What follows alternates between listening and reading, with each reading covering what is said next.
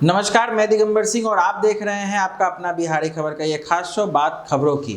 बिहार में जल सत्याग्रह कर विरोध प्रदर्शन। जन अधिकार पार्टी लोकतांत्रिक के कार्यकर्ता पप्पू यादव के रिहाई को लेकर पटना के गंगा नदी में जल सत्याग्रह कर विरोध प्रदर्शन करते हुए नौजवानों ने कहा है कि जब तक पप्पू यादव के रिहाई नहीं होती है, हम इसी तरह दिन प्रतिदिन अपना आक्रोश इसी तरीके से सहजता से प्रकट करते रहेंगे।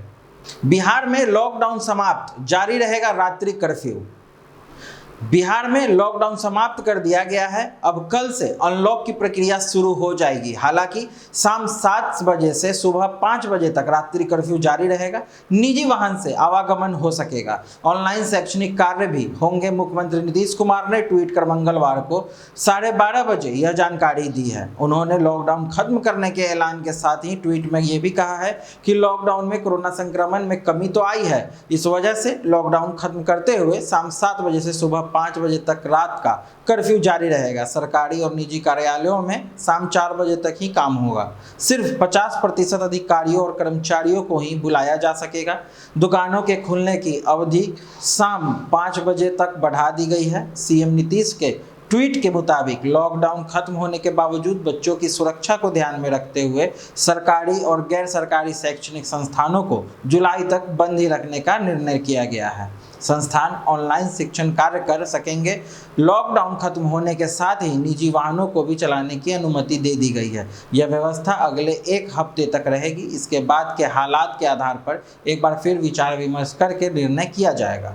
अवैध बालू उत्खनन करते हुए एक ट्रक एवं एक लोडर को किया गया है जब्त। बिहार के भागलपुर जिले के जगदीशपुर पुलिस एवं खनन विभाग ने संयुक्त रूप से बालू माफियाओं के खिलाफ कार्रवाई करते हुए सोमवार देर रात्रि थाना क्षेत्र के कैनकैथी गांव के निकट अवैध बालू उत्खनन करते हुए एक ट्रक तथा एक लोडर को जब्त कर लिया है। साथ ही करीब 100 ट्रेलर बालू को भी जब्त किया गया, जो बालू माफियाओं द्वारा डंप कर रखा गया था। जगदीशपुर पुलिस की इस कार्रवाई से बालू माफियाओं में हड़कंप का माहौल है। इस कार्रवाई की जानकारी प्रशिक्षु डीएसपी सह थाना अध्यक्ष विपिन बिहारी ने दी है। बीपीएससी 64वीं में कट ऑफ मार्क्स को लेकर तेजस्वी ने उठाए हैं सवाल। बिहार लोक सेवा आयोग की ओर से घोषित 64वीं परीक्षा के परिणाम पर प्रतिपक्ष के नेता तेजस्वी यादव ने सवाल उठाए हैं। तेजस्वी ने मंगलवार को ट्वीट कर इस परीक्षा परिणाम में कट ऑफ मार्क्स को लेकर सरकार को घेरा है।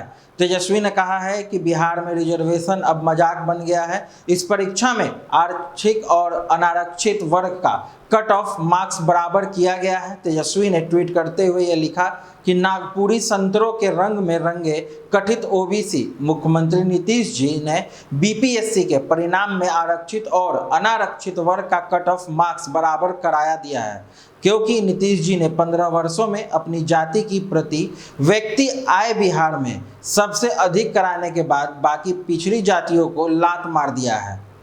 कृषि कानून वापस नहीं होगा, संशोधन पर हो सकती है बातचीत, तोमर। केंद्र सरकार ने तीनों कृषि कानूनों को लेकर एक बार फिर अपना रुख स्पष्ट किया है। सरकार किसानों से एक ही शर्त पर बात करने को तैयार है कि वे कानून को वापस लेने की जिद छोड़ दें। अगर किसान नेता कानून में कोई संशोधन चाहते हैं या कुछ सुझाव देना चाहते हैं तो उनका स्वागत किया जाएगा। इस मुद्दे पर मंगलवार को मीडिया से बातचीत करते हुए केंद्रीय कृषि एवं किसान कल्याण मंत्री नरेंद्र सिंह तोमर ने कहा कि केंद्र सरकार ने तीनों कृषि कानूनों के विरोध में आंदोलनकर्ता किसान से कई बार संवाद किया है। वे भविष्य में भी बातचीत करने को तैयार हैं, लेकिन तीनों कृषि कानूनों को वापस नहीं लिया जाएगा। उन्होंने साफ किया है कि अगर किसान नेता कानून में संशोधन का कोई प्रस्ताव लेकर आते हैं तो उनसे बात की जाएगी।